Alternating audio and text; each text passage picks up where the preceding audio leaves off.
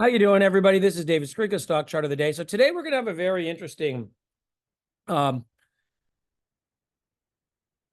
in that we're not going to look at markets. We're going to look at a long-term chart of the Japanese yen versus the US dollar.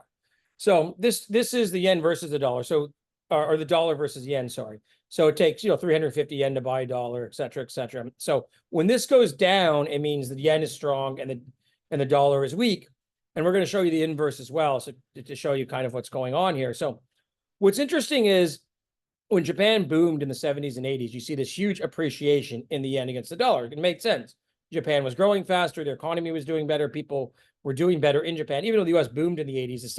Remember, in the 70s, Japan boomed, even though, and you can see it here, the yen going from 300 to basically 200, going up 30% against the dollar in the 70s. And inflation did not hurt Japan as much, partly because they were making those small Nissan cars and all the small Japanese cars we know about, exporting to the States.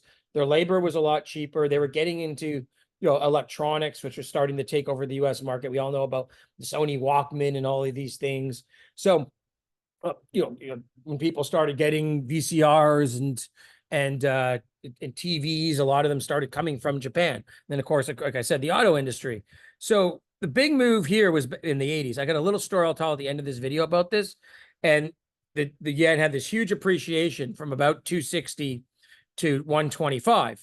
And then as the Japanese economy went to, and essentially the yen topped in 2011, 2012 at around 80 yen to the dollar.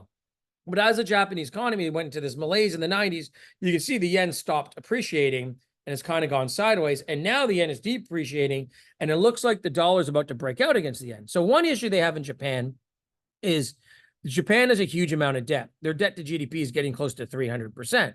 And when we go look at this yield on the Japanese 10-year, they're starting to lose control. They had it capped at 0.25%. They lost that here. Then they capped it, I think, at around 75. They had to move it to 1%. So they have been able to keep it to below 1%. But their debt is so high that 2 or 3% on the 10-year bond would essentially almost bankrupt Japan. For the first time in years, their short-term rates are out of negative as well. And you can see their 10, at one point, I think they're almost their entire yield curve that in 2019 was negative. And that has now come off. So again, they cannot handle these higher rates because their debt load is so huge. So, and they're growing a lot slower than the US. They have problems with demographics. We all know Japan is an old society, et cetera, et cetera. And even in terms of electronics and all these things they were leaders in, automobiles, countries like South Korea have come on, China's obviously come on, et cetera, et cetera. We know, for example, in the cell phone market, Japan's not really a player. Sony had the Xperia for a while, the phone, Sony still and Nintendo still are like leaders in video games, but really in that sort of technology, mobile, Japan is not a leader anymore. TVs, most people tend to buy the cheaper ones from China or other parts of Asia.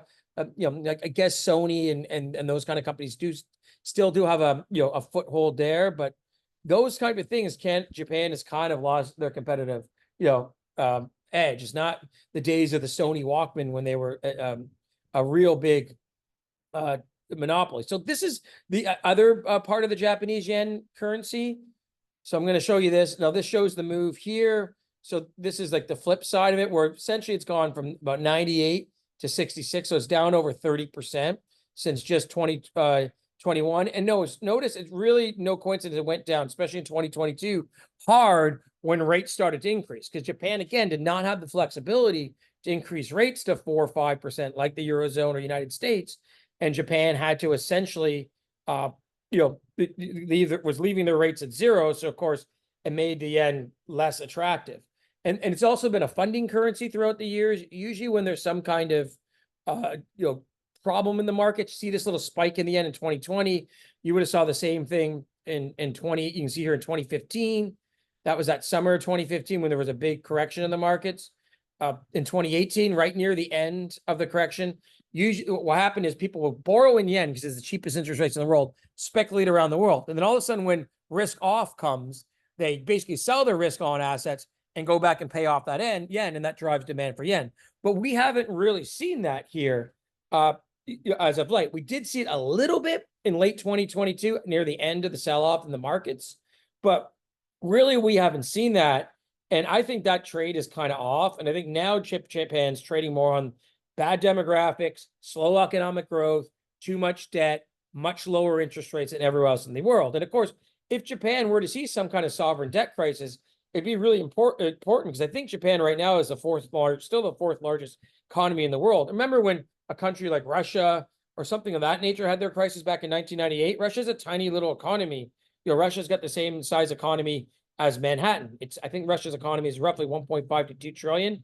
That's one, that's tiny. And because Japan's debt is so high too, I think Japan actually has the second or third largest bond market in the world behind the US. So it would mean very bad repercussions for the financial markets around the world.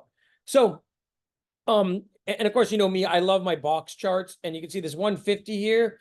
And I would say the 152, 153, or 157, I guess, is the actual top in 1990. If we finally break that, then it looks like we're really off to the races. So let me show you too what things that these currencies could do. We also know Japan has huge investments in Canada, Europe, United States, because they have a lot of the car assembly plants all over these places where they sell their manufacturing. The Mazdas, Toyotas, Hondas, etc. So, if all of a sudden that yen were to go back to say it canceled this run of the 80s, then all of a sudden Japan might not be able to invest in these foreign countries because it's going to become too expensive, and they might just decide, even though costs at home will go higher because Japan has to import most of its raw materials, but still that the higher yen or lower yen might make it cheaper still to produce at home. So you could see a shift in manufacturing back to Japan, a lack of investment in other countries, which they've done all over the world. So it can have ramifications. And let me show you a little ramification that the strong yen and weak dollar had in the 80s for me. I'm 46 years old. I was born in 1977. So in the mid 80s, I'd watch my Saturday morning cartoons, and I watched the cartoons. I like the cartoons my dad watched. I'd watch, Rocky and Bullwinkle and Bugs Bunny and all that stuff. But at that time, it was kind of like, sci-fi was a big thing because Star Wars movies, and now they have these horrible movies for Transformers, but the Transformers cartoon was one of the most popular cartoons, and the cartoon was pretty good. And then there was another cartoon that started up in the mid 80s in 1985. It was called Robotech. So it was a Japanese. There was a Japanese animation cartoon called Macross, and there was 3 separate series, Macross and these 2 others that had nothing to do with each other. But the American company in the US, a guy named Carl Masick, worked with a company called Harmony Gold. They got the rights, the US rights to these. They renamed it Robotech, and they took these 3 separate series and kind of combined it into 3 parts of this one series called Robotech. And it was a very unique series in that it wasn't just like they had transforming planes and they were fighting aliens and stuff like that. That wasn't it. It was that it had romance, and it was kind of like a soap opera, and they killed off some of the characters, and it became one of my favorite series. So after they did these 3 series, they realized they didn't have anything else to get from Japan. So they contracted out, some Japanese animation studios in Japan to make the next series after these 3. But what happened was, when the yen had this huge move and essentially doubled in price, from 1985 to early 1987, that made it so they could not afford to contract out these Japanese animation studios. So it got kiboshed, and Robotech disappeared. And it's a really fascinating story. Harmony Gold went bankrupt. There's a lot of fighting. They kept saying they were going to start all these other series for the last almost 40 years.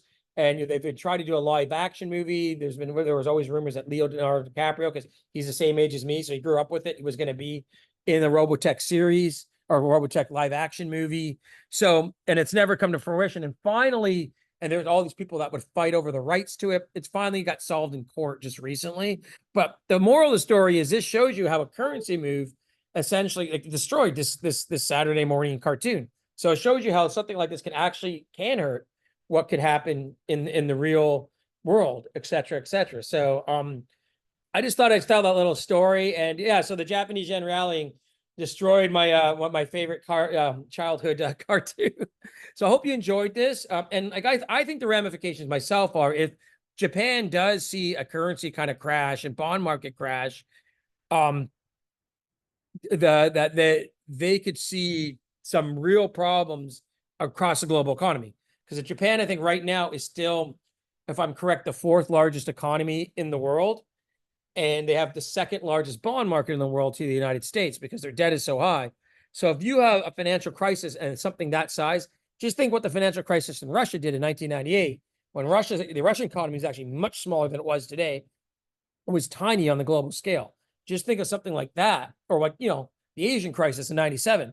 Imagine you get a crisis in one of the major G7 countries. It could definitely have ramifications here.